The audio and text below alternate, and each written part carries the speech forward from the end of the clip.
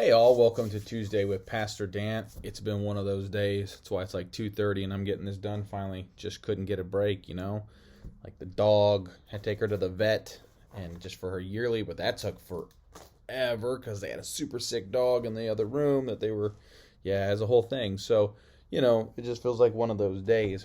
But along that, I was just driving and thinking and this may be short, it may be long, but I don't know. It got to me thinking that, just thinking about something like, whose salvation am I most concerned about? Or I don't know. Maybe that's not the way I want to put it, but sometimes it feels like we are more concerned about another person's salvation or sins than our own.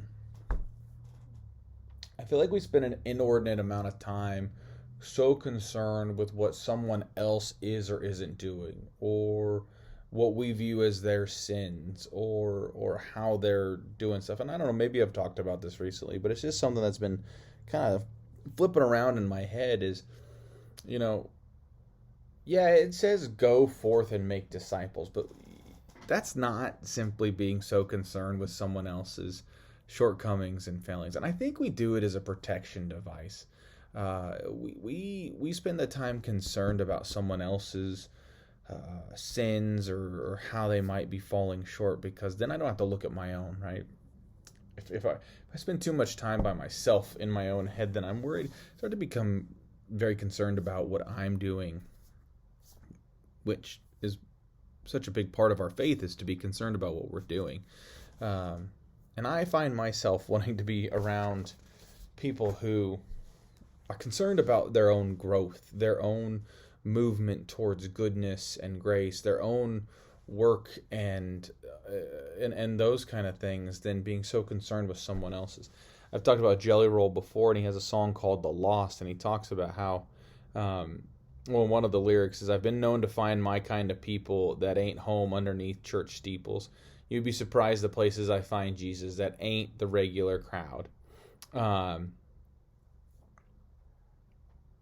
I've experienced Jesus in people and places that most of us wouldn't want to set foot, or maybe think that that's not possible, or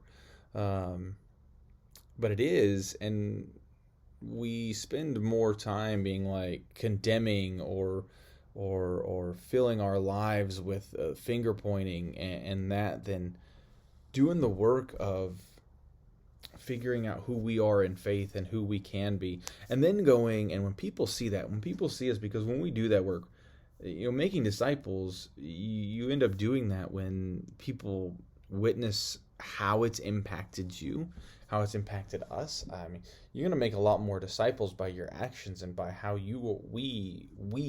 keep saying you, but I mean we are changed by faith. We're not changed by faith so that we can spend the time dictating and pointing out other people's fallacies and shortcomings. That's certainly not what Jesus says.